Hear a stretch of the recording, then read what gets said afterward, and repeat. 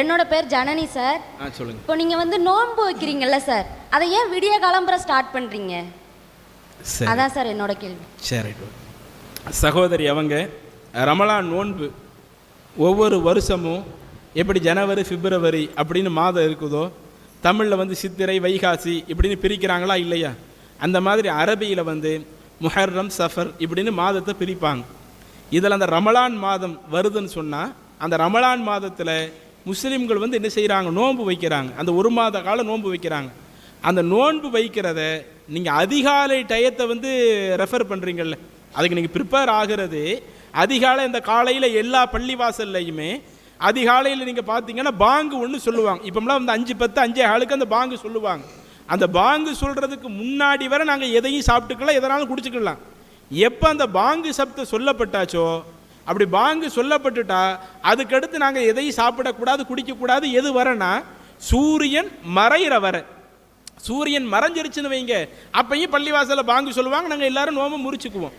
அப்போ அந்த நோன்பு ஆரம்பிக்கிறதுக்கு வந்து அதிகாலை டயத்தை வந்து சூஸ் பண்ணதுக்கு, தேர்வு செய்யப்படுறதுக்கு என்ன காரணம் அப்படின்னு கேட்குறாங்க. இஸ்லாத்தில் வந்து ஏற்கனவே முன்னாடி சொல்லப்பட்டது தான். நிறைய விஷயங்களுக்கு காரண காரியத்தோடு சொல்லப்படக்கூடிய ஒன்றும் இருக்கும்.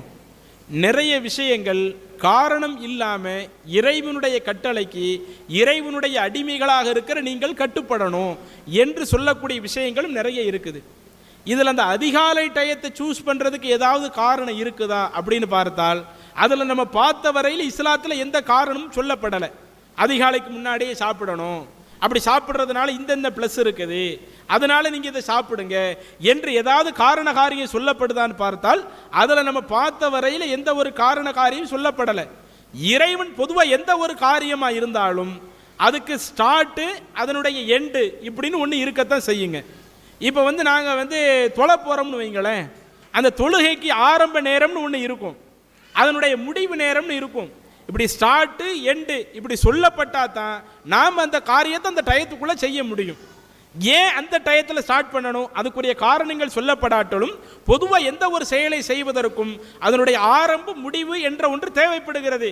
அதனுடைய ஆரம்பமாக இறைவன் எதை வைத்து விட்டான், அந்த வைகரை வெளிச்சம் வரக்கூடிய நேரத்தில் தான் பள்ளிவாசலில் பாங்கு சொல்லுவாங்க. அந்த பாங்கு சொல்வதை இறைவன் ஆரம்பமாக ஆக்கிவிட்டான், அதனுடைய முடிவாக சூரியன் மறைவதை ஆக்கிவிட்டான். ஏதாவது ஒரு டயத்தை வச்சு தான் ஆகணும். எந்த டயம் வச்சாலும் இந்த கேள்வி வரத்தான் செய்யும். இப்போ மத்தியானம் ஸ்டார்ட் பண்ணுறோம்னு வைங்க, 12 மணிக்கு ஸ்டார்ட் பண்ணி நைட்டு 12 மணி வரை இந்த நோன்பு கடைபிடிக்கணும் அப்படின்னு சொன்னாலும் அப்பையும் இந்த கேள்வி வரத்தான் செய்யும். ஏன் 12 மணிக்கு நீங்கள் ஸ்டார்ட் பண்ணுறீங்க, ஏன் 10 மணிக்கு ஸ்டார்ட் பண்ணால் என்ன? பொதுவாக இது போன்ற விஷயங்கள் எந்த ஒரு டயத்தை ஆரம்பம் முடிவு என்று வருதுன்னா அதில் நிச்சயம் கேள்வி எழும்பத்தான் செய்யும்.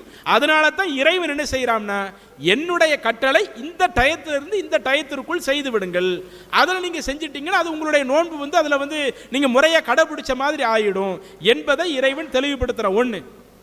ரெண்டாவது, இதில் இருக்கிற மிக முக்கியமான ஒன்று, அதிகால டயத்திலேயே சாப்பிட முடியுமா? பொதுவாக நம்மளுடைய சாப்பாடு வழக்கமெல்லாம் இன்னைக்கு எப்படித்தான் 9 மணி 10 மணி அப்படித்தான் இன்றைக்கி நம்ம காலை சாப்பாடை சாப்பிட்டுக்கிட்டு இருக்கிறோம். மத்தியான சாப்பாடெலாம் 3 மணி 2:30 இந்த மாதிரி போயிட்டு இருக்குது. நைட்டு சாப்பாடில் நைட்டு 10 மணிக்கு பிறகு போகுது. காலையில் 10 மணிக்கே நம்மளால் நிறைய சாப்பிட முடிகிறது இல்லையே. அப்போ அந்த அதிகால டயத்தில் நீங்கள் எப்படி சாப்பிட்டுட்டு எப்படி உங்களால் நோன்பு வைக்க முடியுது அப்படிங்கிற ஒரு கேள்வி இது பொதுவாக மற்ற சமூகத்தில் உள்ள நபர்கள்ட்டேருந்து வரக்கூடிய கேள்விகளில் இயல்பான கேள்வியில் உள்ள ஒன்று. நீங்கள் அந்த அதிகாலை டயத்தை பொறுத்த வரையில் அது நம்மளுடைய உடம்புக்கு வந்து சாப்பிடுவதற்கு உகந்த நேரம் கிடையாதுன்னு எங்கேயும் சொல்லலை. இன்னும் சொல்ல போனால் நம்ம தமிழ்நாட்டில் உள்ள கல்ச்சரை எடுத்து பாருங்க.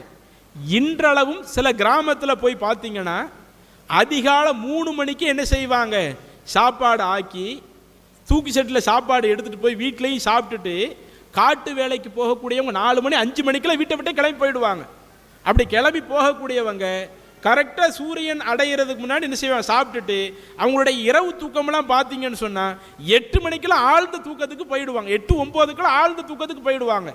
3 மணிக்கு எந்திக்கிறவங்க அப்பயே சாப்பாடாக்கி சாப்பிடத்தானே முடியுது. அது நம்ம உடம்புக்கு வந்து சாப்பாடு சாப்பிட்றதுக்கு உகந்த நேரம் இல்லையான்னு பார்த்தா அப்படி இல்லை.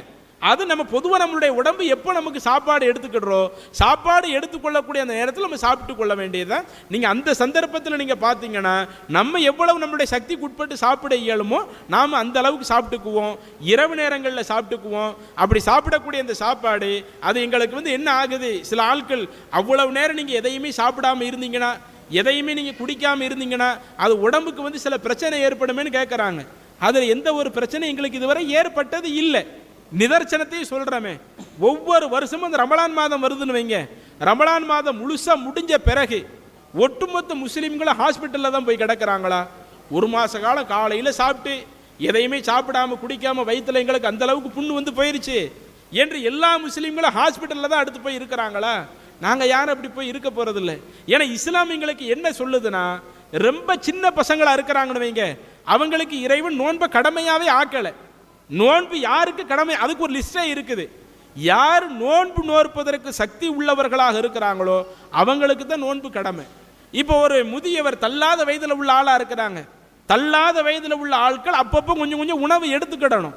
உணவு எடுக்காமல் இருந்தால் அவங்களுடைய டெய்லி லைஃப்பில் அதில் சில நெருக்கடிகள் வரும். அப்போ தள்ளாத வயதில் இருக்கக்கூடிய முதியவர்கள் நீங்கள் நோன்பு வைக்க வேண்டாம். ஒரு ஆள் நோயாளியாக இருக்கிறாரு, டெய்லி அவர் மருந்து எடுத்துக்கிட்டே இருக்கணும், மருந்து எடுத்தால் சாப்பிடவும் செய்யணும். அப்படி இருக்குதுன்னு வைங்க, இஸ்லாம் அதில் நோன்புக்கு சலுகை நீங்கள் செய்ய வேண்டாம். அல்லது சில நேரம் இப்போ எனக்கு நோயினுடைய தாக்கம் இருக்கும், அந்த நோய் இன்னும் கொஞ்ச நாளில் முடியுதா, இந்த ரமலான் நேரத்தில் இங்கே அந்த நோய் இருக்கும்போது இப்போ நான் காய்ச்சல் வந்துருச்சு, 2 நாள் நான் காய்ச்சலில் இருக்கிறேன், 2 நாள் காய்ச்சல் உள்ள நாளில் நீ நோன்பு வைக்காத, அது எல்லாம் ரமலான் முடிஞ்ச பிறகு இந்த விடுபட்ட நோன்பு அப்போ எடுத்து வச்சுக்க என்று இஸ்லாமிய மார்க்கம் அந்த நோன்புக்குன்னு நிறைய சலுகைகளை சொல்லித்தான் செய்யுது. எனவே என்ன செய்ய முடியாது, அந்த நோன்பு வைக்கிறதுனால எங்களுக்கு எந்த ஒரு நெருக்கடி இருக்குது, எங்களுக்கு வயிற்றுல பிரச்சனை ஆகுது, எங்களுக்கு உடல் ரீதியில் கடுமையான சோர்வு ஏற்படுது என்கிற எந்த ஒரு நிலையை நம்ம பார்க்க முடியல.